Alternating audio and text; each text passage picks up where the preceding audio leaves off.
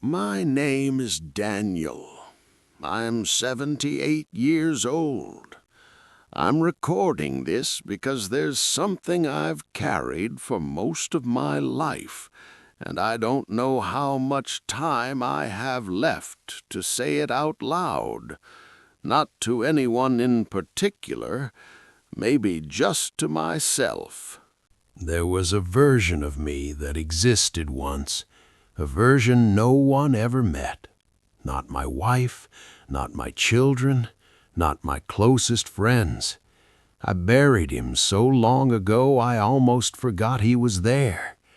But lately I've been thinking about him more, about who I might have been if I hadn't been so afraid. I grew up in a small town in the Midwest, the kind of place where everyone knew everyone, and that was supposed to feel safe. And it did in some ways, but it also meant you learned very early what was expected of you, what you were supposed to be, what you were allowed to be. I was good at fitting in. I learned how to laugh at the right jokes, how to stand the right way, how to talk about the right things. I learned how to disappear the parts of me that didn't match. And I got so good at it, I didn't even notice I was doing it anymore. When I was 17, there was a boy in my school named Michael. He was quiet, kept to himself mostly, but he was kind in a way that felt rare. We had a class together, history, I think, and one day after school we ended up walking the same direction home. We didn't say much at first, just walked. But then he started talking about a book he was reading, something about the ocean, about a man who spent his life on a boat searching for something he could never name. I remember the way he described it, like he understood what it meant to search for something you couldn't explain. And I felt something shift in me, something I didn't have words for. We walked together a few more times after that, never planned, just happened, and I started to realize I looked forward to those walks, that I thought about him when he wasn't around, that when he smiled at something I said, I felt more like myself than I ever had. One evening, we were sitting on the bleachers behind the school. The sun was going down and everything was quiet. He turned to me and said, "Do you ever feel like you're pretending to be someone you're not?" I remember my heart started pounding because I knew exactly what he meant, but I couldn't say it. I just shrugged and said something like, "I don't know, maybe sometimes." He looked at me for a long moment, like he was waiting for me to say more, but I didn't. And after a while he just nodded and looked away. A few weeks later, I heard people talking about him, saying things I won't repeat here. Someone had seen him with another boy, holding hands or something.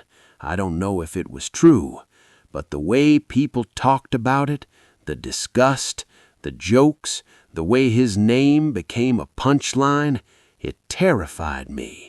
Because I realized that could have been me, that would have been me if I had said what I felt. So I stopped walking with him. I stopped looking at him in class. When he tried to talk to me one day in the hallway, I pretended I didn't hear him, and eventually he stopped trying. He left town the summer after we graduated. I never saw him again. I told myself I had made the right choice, that I had protected myself. But the truth is, I hadn't protected myself. I had erased myself. I met my wife, Linda, when I was 23. She was kind, smart, everyone liked her, and I thought, if I loved her enough, if I built a good life with her, then maybe the other part of me would just go away. And for a long time I believed it had.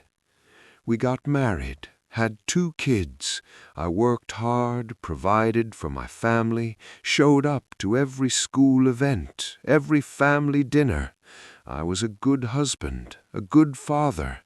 At least that's what people said. But there was always this distance, this part of me I kept locked away. Linda used to ask me sometimes, "What are you thinking about?" And I'd say, "Nothing," or "Just work."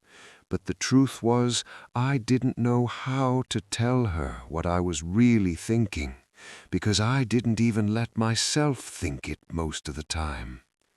There were moments over the years, small moments that felt like cracks in the wall I'd built. A man at a conference who held my gaze a little too long. A movie I watched alone one night that made me feel something I couldn't name. A dream I woke from and immediately tried to forget. I pushed them all down. I'd told myself I was fine, that I had chosen this life and that was enough. But it wasn't enough, because you can't run from yourself forever. When I was 64, Linda got sick. Cancer. It moved fast. We had 10 months together after the diagnosis, 10 months to say everything we'd never said. But I didn't say it. Even then, I couldn't.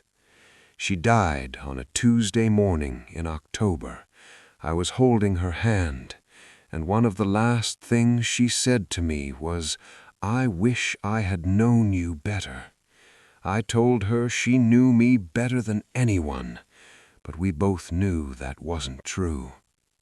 After she died, the house felt impossibly empty.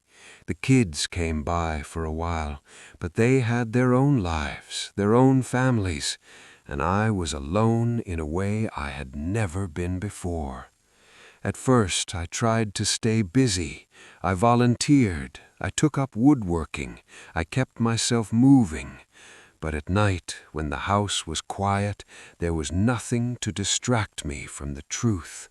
I had spent my entire life pretending to be someone I wasn't, and the person I actually was, I had never let him exist. I'm 78 now. I think about Michael sometimes. I wonder where he is, if he's still alive, if he ever thinks about me. I think about the version of me that might have walked beside him, that might have said, "Yes, I feel that way too." I think about the life I might have lived if I hadn't been so afraid, and I wonder who I would have been. I'm not saying I regret my life entirely. I loved my wife in the way I was able to. I love my children. But I also know I wasn't fully there, not in the way they deserved. Because you can't give yourself to someone when you don't even know who you are. And I didn't know. Or maybe I did, and I just couldn't bear to admit it. A few months ago, I went back to my hometown. I don't know why. Maybe I thought it would help me make sense of things. I drove past the old school. The bleachers are still there. I sat in my car and looked at them for a long time, and I imagined the boy I was, sitting there next to Michael, too afraid to speak. I wanted to tell him it was going to be okay, but I don't know if that would have been true.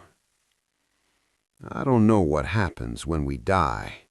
I don't know if there's anything after this. But if there is, I hope I get to meet the version of me I never let exist, the one who wasn't afraid, the one who said yes when it mattered. I hope I get to know him, even if it's just for a moment. I'm not telling you this because I want sympathy, or because I think there's some lesson here you're supposed to learn. I'm telling you because I spent my whole life silent, and I don't want to die that way. If you've made it this far, thank you for listening. Maybe you see yourself in this somehow. Maybe you don't. Either way, I hope you're braver than I was. I hope you let yourself be known.